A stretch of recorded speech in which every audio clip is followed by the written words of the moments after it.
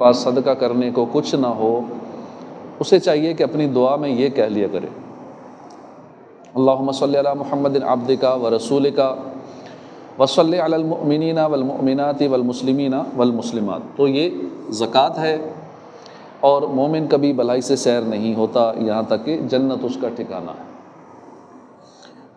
صلو علی الحبیب صلی اللہ تعالی علی محمد صلی اللہ علیہ وآلہ وسلم۔ قال اللہ تبارک و تعالی فی القرآن الکریم، اللہ پاک قرآن کریم میں فرماتا ہے، وَإِذْ وَاعَدْنَا مُوسَىٰ 40 لَيْلَةً ثُمَّ اتَّخَذْتُمُ الْعِجْلَ مِن بَعْدِهِ وَأَنْتُمْ ظَالِمُونَ ثُمَّ عَفَوْنَا عَنْكُم مِّن بَعْدِ ذَلِكَ لَعَلَّكُمْ تَشْكُرُونَ۔ صدق اللہ العظیم وصدق رسولہ النبی الکریم۔ ترجمہ کنز العرفان۔ اور یاد کرو جب ہم نے موسیٰ سے 40 راتوں کا وعدہ فرمایا، پھر اس کے پیچھے تم نے بچڑے کی پوجا شروع کر دی اور تم واقعی ظالم تھے، پھر اس کے بعد ہم نے تمہیں معافی عطا فرمائی تاکہ تم شکر ادا کرو۔ ہم نے پارہ 1 سورہ بقرہ آیت نمبر 51 اور 52 سننے کی سعادت حاصل کی۔ اس آیت کریمہ میں بنی اسرائیل کا واقعہ ہے۔ آئیے پہلے وہ واقعہ سنتے ہیں، پھر اس قرآنی آیات سے جو سبق ہمیں ملتا ہے وہ انشاءاللہ سننے اور سیکھنے کی کوشش کریں گے۔ واقعہ یہ ہوا کہ جب قرآن پاک کی یہ آیت جس کی طرف اشارہ کر رہی ہے، فرعون جب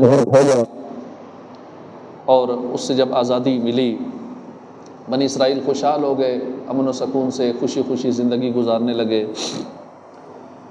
اب موسیٰ علیہ السلام کو حکم ہوا کہ آپ کوہ طور پر آئیے تاکہ آپ کو کتاب دی جائے۔ اولاً 30 دن کوہ طور پر اعتکاف کرنے کا حکم ہوا۔ موسیٰ علیہ السلام نے اپنے بھائی ہارون علیہ السلام جو خود بھی نبی ہیں، اپنے بھائی کو خلیفہ بنایا اور خود کوہ طور پر تشریف لے گئے۔ 30 دن اعتکاف فرمایا، روزے رکھے۔ آخری دن جب 30 دن پورے ہونے والے تھے، آخری دن اللہ کی بارگاہ میں چونکہ ملاقات کے لیے حاضری تھی، تو آپ نے مسواک کی، تیاری وغیرہ کی، نظافت اور پاکیزگی اختیار کی، اور اللہ کے حضور حاضری کے لیے تیار ہو گئے۔ جب ہم کلامی کا شرف ملا تو اللہ پاک نے فرمایا، اے موسیٰ، روزے رکھنے کی وجہ سے آپ کے منہ میں جو مہک تھی، وہ مہک میرے نزدیک مشک سے زیادہ عزیز تھی۔ آپ نے مسواک کے اس مہک کو ختم کر دیا، لہٰذا اب دوبارہ پھر واپس جائیے، مزید 10 روزے اور رکھیے۔ 30 روزے رکھے تھے، ان 30 روزوں کی وجہ سے جب بندہ روزہ رکھتا ہے تو ایک مہک ہوتا ہے، اللہ کو بڑی پسند ہے۔ مزید 10 روزے رکھنے کا حکم ملا۔ اس سے ہمیں پتہ چلا کہ روزہ وہ پسندیدہ عبادت ہے کہ روزہ رکھنے سے بھوک کی وجہ سے منہ میں ایک خاص قسم کی مہک پیدا ہوتی ہے۔ اللہ پاک کو وہ مہک بڑی پسند ہے، تو روزہ دار خود کس قدر پسندیدہ ہوگا۔ روزہ دار کے منہ کی مہک اللہ کو اتنی پیاری ہے تو وہ روزہ دار خود اللہ کا کتنا پیارا ہو۔ اللہ توفیق بخشے۔ ہمیں چاہیے فرض روزوں کے علاوہ نفلی روزے بھی رکھتے رہا کریں، ہر پیر کو رکھ لیا کریں، جمعرات کو رکھ لیا کریں، ہفتے میں 1 دن 2 دن ایسے آہستہ آہستہ روزے شروع کریں، تو بہت اچھی عبادت ہے یہ۔ خیر، موسیٰ علیہ السلام نے اب 10 دن مزید اعتکاف کیا، 10 روزے پورے رکھے، پھر ہم کلامی کا شرف حاصل کیا۔ اب ادھر جو بنی اسرائیل تھے، انہوں نے ایک اور نیا کام شروع کیا۔ انہوں نے کیا کیا کہ ایک سونے کا بچڑا بنایا، اور بنی اسرائیل کو بہکانے کے لیے سونے کے بچڑے میں کوئی ایسی چیز ڈالی کہ وہ بچڑا بولنا شروع ہو گیا، اس کے اندر سے آواز نکلنا شروع ہو گئی۔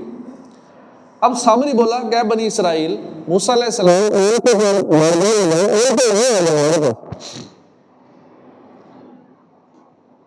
اللہ اس بچڑے میں حلول کر گئے، معاذ اللہ۔ موسیٰ علیہ السلام اللہ سے ہم کلام ہونے گئے، کتاب لینے گئے، اللہ ہمارے پاس آ گئے، اس بچڑے میں حلول کر گئے۔ اب بنی اسرائیل سامری کو اور اس بے جان بچڑے کی پوجا شروع کر دی، شرک میں مبتلا ہو گئے۔ ادھر بنی اسرائیل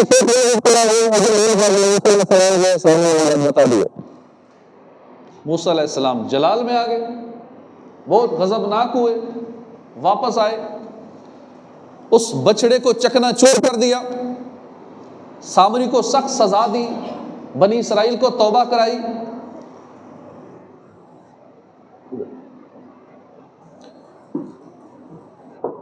اور دوبارہ ان کو کلمہ پڑھایا۔ سامری کے پاس ایسی چیز کون سی تھی کہ جو اس نے سونے کے بچڑے پر ڈالی تو وہ سونے کے بولنے لگ گیا۔ اس کا بیان 16ویں پارے میں سورہ طٰہٰ میں ہے۔ موسیٰ علیہ السلام نے اس سے پوچھا کہ تو نے کیا عمل کیا کہ سونے کا بچڑا بے جان چیز یہ بولنے لگا؟ وہ بولا بصرت بما لم يبصروا به فقذبت اثر الرسول فلذبتها، میں نے وہ دیکھا جو نہیں دیکھا، میں نے فرشتے کے نشان سے ایک مٹھی بھر مٹی لی، پھر اسے اس میں ڈال دیا۔ میں نے وہ دیکھا جو بنی اسرائیل کو نظر نہ آیا، یعنی میں نے جبرائیل علیہ السلام کو دیکھا، میں ان کو پہچان گیا کہ جبرائیل علیہ السلام ہے۔ وہ گھوڑے پر سوار تھے، چنانچہ میں نے جبرائیل علیہ السلام کے گھوڑے کے قدموں کے نیچے کے جو مٹی تھی وہ میں نے مٹی اپنی مٹھی میں بھری اور اس مٹی کو اس بچڑے میں ڈال دیا، اسی سبب سے یہ بچڑا زندہ ہو گیا، بولنے لگا۔ اب یہاں غور فرمائیے، حضرت جبرائیل علیہ السلام اللہ کے پیارے ہیں، بے شک بابرکت ہے، لیکن واسطوں کی گنتی دیکھیے، حضرت جبرائیل علیہ السلام اللہ کے پیارے، ان سے گھوڑے کو نسبت ہوئی، گھوڑے کے اس مٹی کے اندر اللہ پاک نے اتنی تاثیر پیدا کر دی کہ ایک بے جان بچڑا بولنے لگ گیا، اس میں جان آ گئی۔ تو پتہ چلا تبرکات اللہ کی عطا سے زندگی بخش دیتے ہیں، ان کی برکت سے مردہ دل زندہ ہوتے ہیں،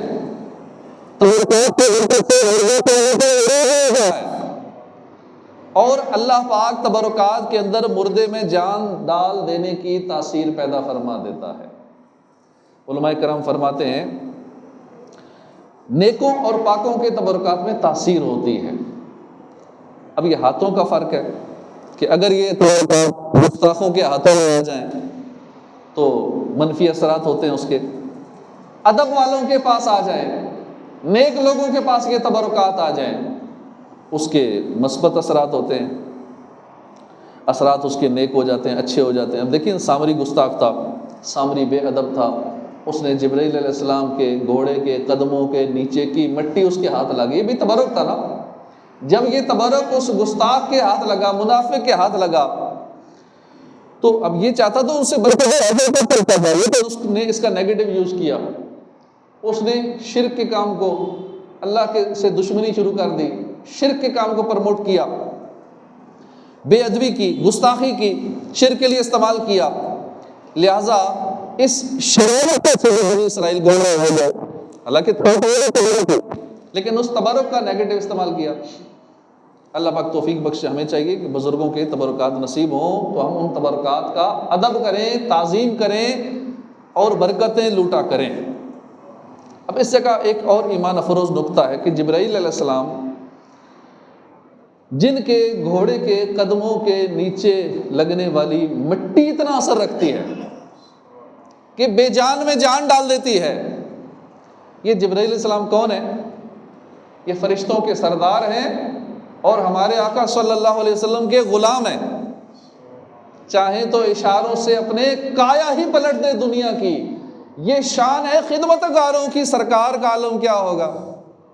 اندازہ کیجئے جب خادم کے گھوڑے کے قدموں سے لگنے والی مٹی ایسی ہے تو اللہ کی نعمت مصطفیٰ جان رحمت صلی اللہ علیہ وسلم کے قدموں سے لگنے والی مٹی کے ذرات کا عالم کیا ہوگا، اس کی شان اور اس کا رتبہ کیا ہوگا کہ جو میرے آقا کے نالین سے جو ذرے لگتے ہوں گے نا، اعلیٰ حضرت لکھتے ہیں نا، ذرے جھڑ کر تیری پیزاروں کے تاجے سر بنتے ہیں سیاروں کے۔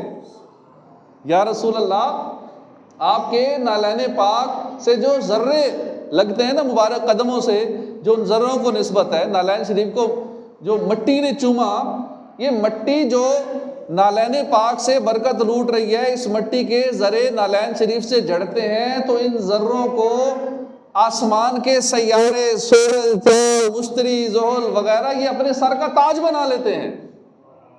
یہ واقعہ ہوا کہ بنی اسرائیل نے بچڑے کی پوجا کر کے شرک کیا۔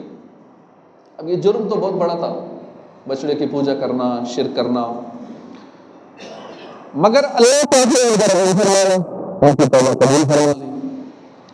اسی انعام کا ذکر کرتے ہوئے اللہ پاک نے فرمایا وَإِذْ وَاعَدْنَا مُوسَىٰ 40 لَيْلَةً ثُمَّ اتَّخَذْتُمُ الْعِجْلَ مِن بَعْدِهِ وَأَنْتُمْ ظَالِمُونَ ثُمَّ عَفَوْنَا عَنْكُم مِّن بَعْدِ ذَلِكُمْ ذَلِكَ لَعَلَّكُمْ تَشْكُرُونَ۔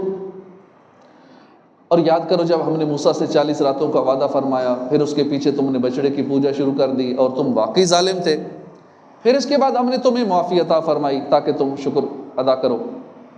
یعنی بنی اسرائیل سے مخاطب ہو کے فرمایا اے بنی اسرائیل، یاد کرو جب اللہ پاک نے موسیٰ کو کتاب دینے کا وعدہ فرمایا، انہیں کوہ طور پر بلایا، موسیٰ علیہ السلام نے 40 راتیں وہاں قیام فرمایا، اعتکاف فرمایا، اور ادھر تم نے بے وقوفی شروع کر دی، تم نے بچڑے کی پوجا شروع کر دی، تم الٹا شرک میں مبتلا ہو گئے۔ مگر اللہ کا کرم دیکھیے، اللہ پاک نے پھر بھی ان پہ فضل و احسان فرمایا، ان کی توبہ قبول کر لی اور عذاب نہ بھیجا، تمہیں تباہ و برباد ہونے سے بچا لیا، فرعون کی طرح تمہیں غرق نہ کیا، تمہیں توبہ کی توفیق بخشی، پھر تمہاری توبہ قبول کی اور دوبارہ سے یہ سب کیوں تھا؟ اس لیے تاکہ تم شکر گزار بنو، لہٰذا اب اس انعام کا شکر ادا کرو۔ ہمارے محبوب تشریف لا چکے ہیں، ان کا کلمہ پڑھو اور دونوں جہان کی نعمتوں کے حقدار بن جاؤ۔ آج لے ان کی پناہ کہ قیامت میں اگر مان گیا۔ ہم نے جو آیت کریمہ سنی، آج کا جو ہمارا موضوع ہے اس کے مطابق جو ہماری آیت کریمہ ہے، اس سے اب کیا ہمیں سبق ملا، سیکھنے کو کیا ملا؟ پہلی بات یہ کہ اللہ پاک نے موسیٰ علیہ السلام کو کتاب عطا فرمانی تھی، آپ کو کوہ طور پر بلایا گیا، 40 دن اعتکاف کرنے کا حکم ہوا، روزے رکھنے کا حکم ہوا، آپ نے روزے رکھے، عبادت ہوئی، یہ سارا پروسیس کرنے کے بعد پھر جا کے آپ کو کتاب ملے گی۔ یقیناً یہ بھی بہت اونچی شان ہے، مگر محبوب نبی صلی اللہ علیہ وسلم کی شان دیکھیے، آپ صلی اللہ علیہ وسلم غار حرا میں تشریف فرما ہے، کہیں بلایا نہیں گیا آپ کو، کہیں گئی، جبرائیل علیہ السلام کو وہیں غار حرا میں بھیج دیا گیا اور قرآن نازل کر دیا گیا۔ بلکہ یہاں بھی بس نہیں ہے، بات اور آگے بڑھتی ہے، جہاں محبوب تشریف فرما ہوتے وہیں قرآن آ جاتا ہے۔ محبوب مکے میں ہے، قرآن مکے میں نازل ہو جاتا ہے، محبوب مدینے میں ہے، قرآنی آیات مدینے میں نازل ہو جاتی ہیں، محبوب گھر میں ہے، قرآنی آیات گھر میں نازل ہو جاتی ہیں، محبوب بستر میں ہے، وہیں قرآن نازل ہو جاتا ہے۔ یہ محبوب کی شان ہے۔ محبوب طائف میں ہے، قرآن طائف میں نازل ہو جاتا ہے، کہیں جانا نہیں پڑتا، حضور مسجد میں تشریف فرمائے وہیں قرآن کے آیت نازل ہو جاتی ہے۔ محبوب ذیشان جہاں ہوتے ہیں کہیں جانے کی زحمت نہیں دی جاتی، وہیں جبرائیل قرآن لے کر حاضر ہو جاتے۔ پتہ چلا موسیٰ علیہ السلام طالب ہیں اور آپ طلبگار تھے، اس لیے تورات لینے کے لیے کوہ طور پر گئے، مگر محبوب ذیشان طالب نہیں ہے، مطلوب ہیں۔ آپ کی رضا کو طلب کیا جاتا ہے، لہذا کہیں جانے کی زحمت نہ ہوئی، جہاں حضور ہیں قرآنی آیات وہیں نازل ہو گئی۔ اب فرق طالب و مطلوب میں دیکھے کوئی، قصہ طور و معراج سمجھے کوئی حیران گم ہے کوئی، کس کو دیکھا یہ موسیٰ سے پوچھے کوئی، آنکھ والوں کی ہمت میں لاکھوں سلام۔ کیسی شان ہے ہمارے آقا کی۔ اب پھر یہیں سے یہ بھی غور کیجئے کہ موسیٰ علیہ السلام صرف 40 دن کے لیے کوہ طور پر گئے اور پیچھے سے قوم سے اتنا بھی صبر نہیں ہوا، 40 دن کے اندر ہی شرک میں مبتلا ہو گئے۔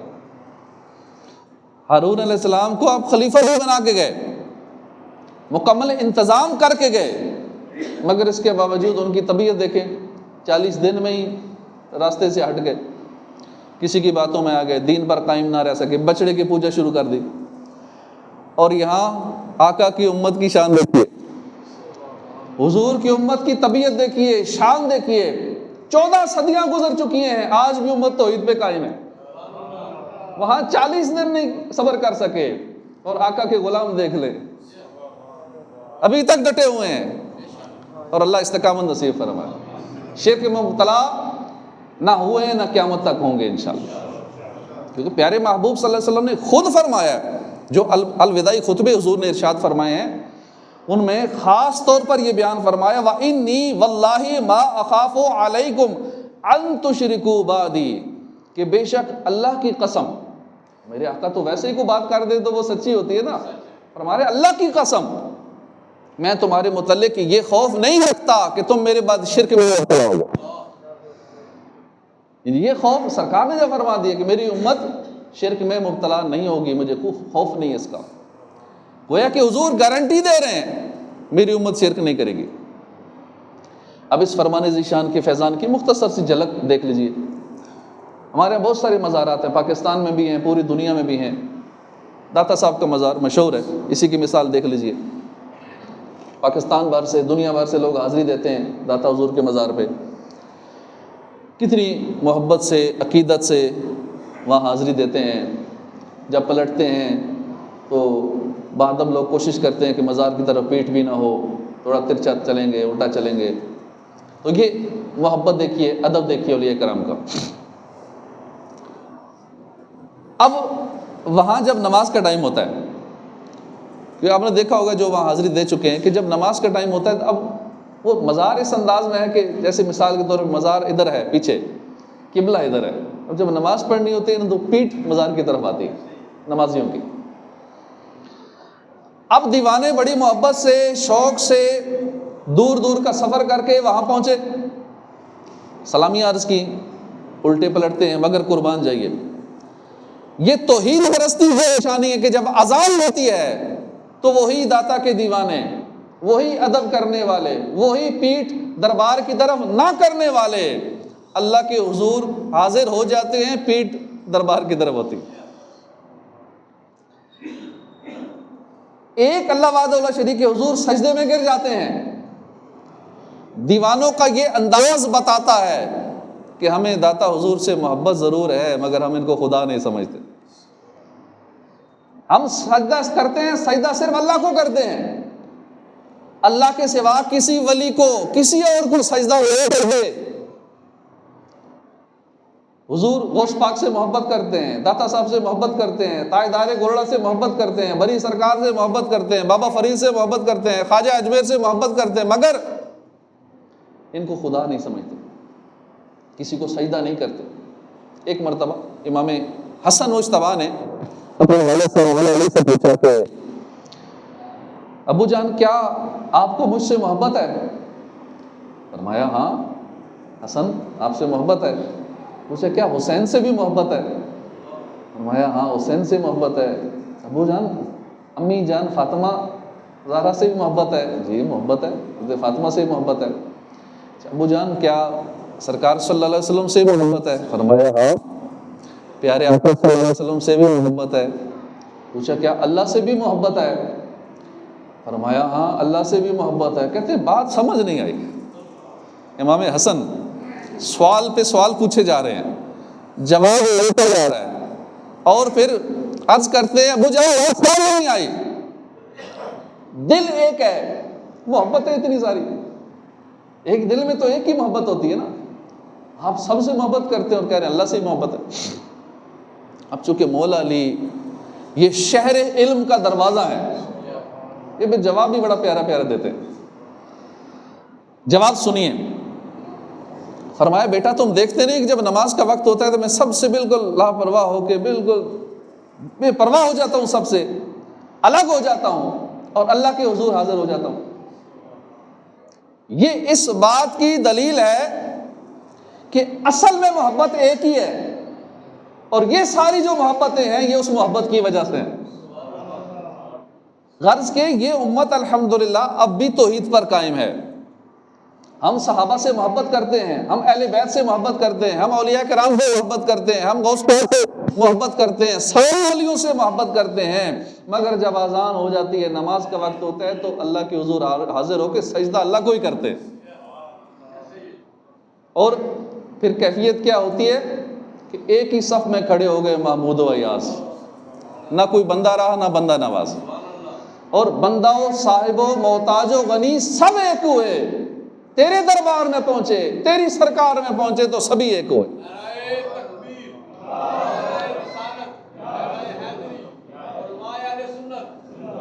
تو اللہ ہمیں توفیق بخشے، یہ امت الحمدللہ امت توحید ہے، اور اللہ کرے کہ ہم سب عاشقان رسول کا ایمان سلامت رہے، ہم توحید پر قائم رہتے ہوئے ہمیں اس دنیا سے نصیب ہو۔ مجھے دے دے ایمان پر استقامت پہ سیدی محتشم یا الہی، خدایا برے خاتمے سے بچانا، پڑھوں کلمہ جب نکلے دم یا الہی۔ اللہ پاک نے فرمایا ثم عفونا عنکم من بعد ذلک، پھر اس کے بعد ہم نے تمہیں معافی عطا فرمائی۔ اب علماء کرام نے یہاں ایک سوال اٹھایا ہے اور خود ہی اس سوال کا جواب دیا ہے۔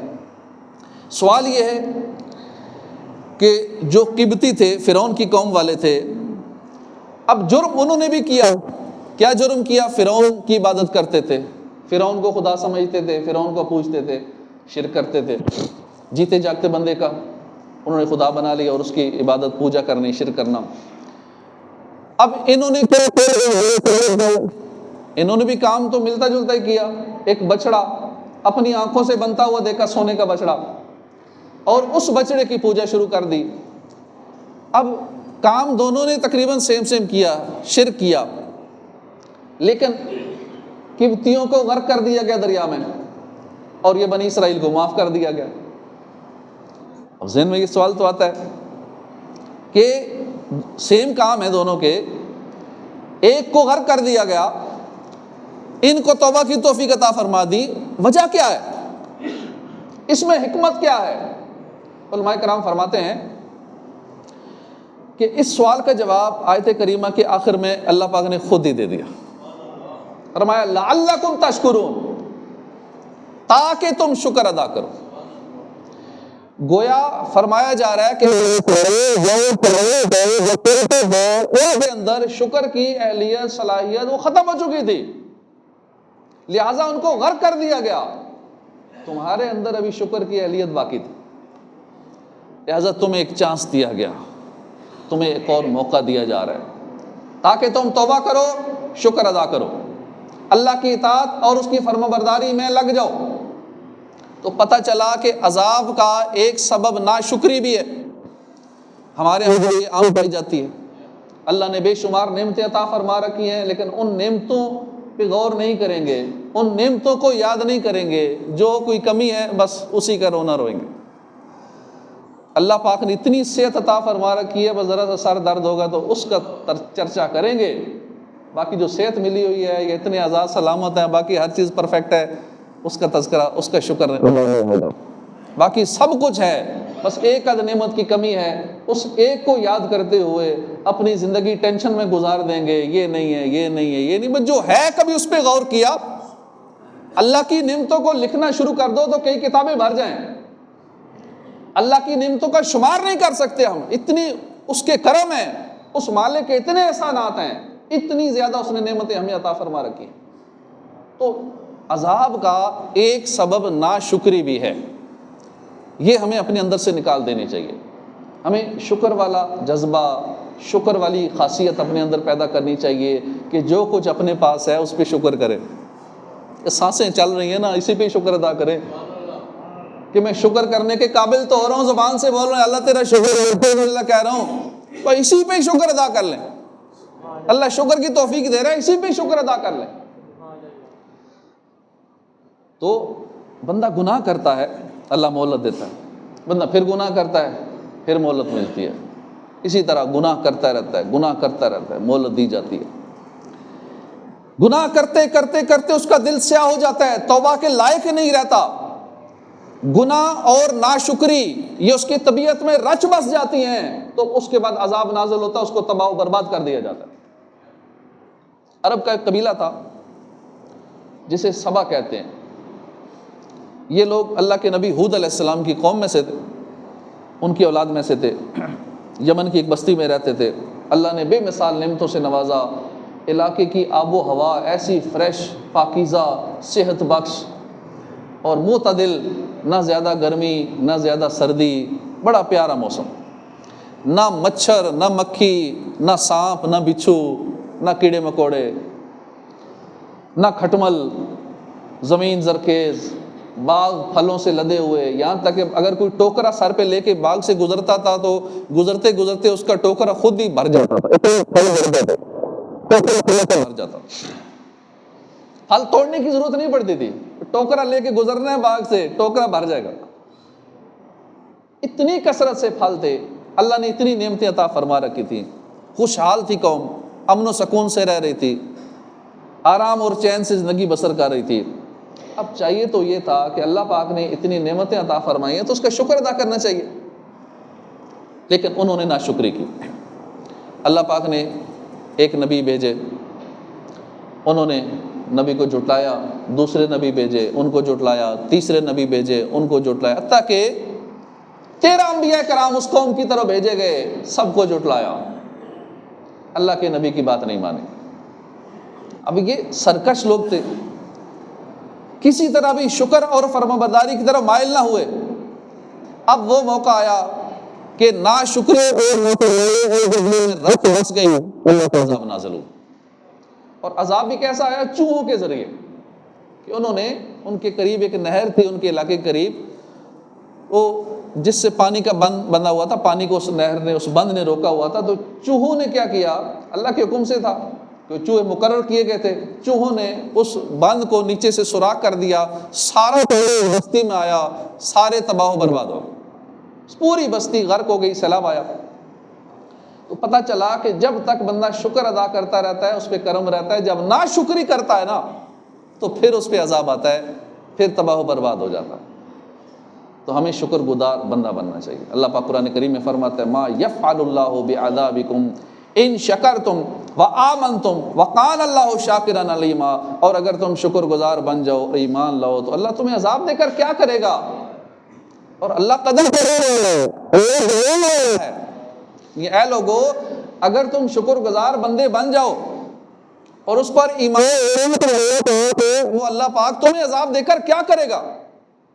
اللہ کی شان تو یہ ہے کہ وہ قدر کرنے والا ہے، شکر گزار بندوں کو جانتا بھی ہے، قدر بھی کرتا ہے ان کی۔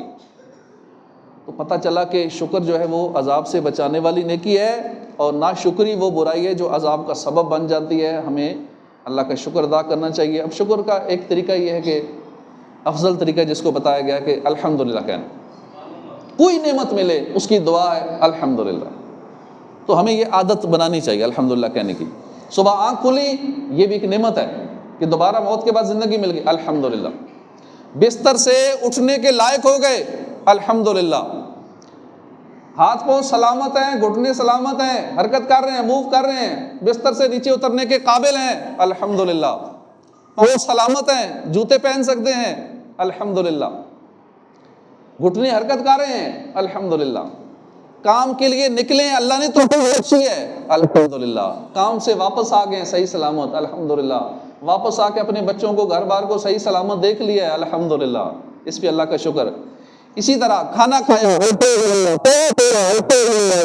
الحمدللہ۔ اللہ نے جو جو نعمت عطا فرمائی، الحمدللہ الحمدللہ۔